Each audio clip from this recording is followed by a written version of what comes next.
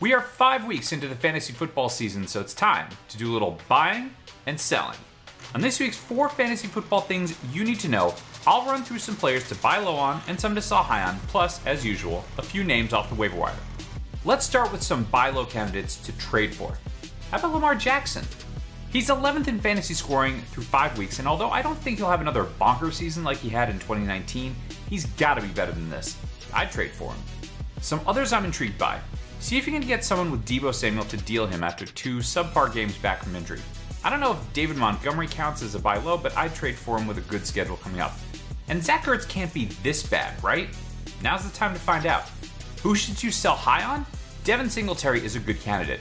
Zach Moss might be back from injury, rushing touchdowns in the red zone belong to Josh Allen, and he's got one of the worst schedules for running back the rest of the way.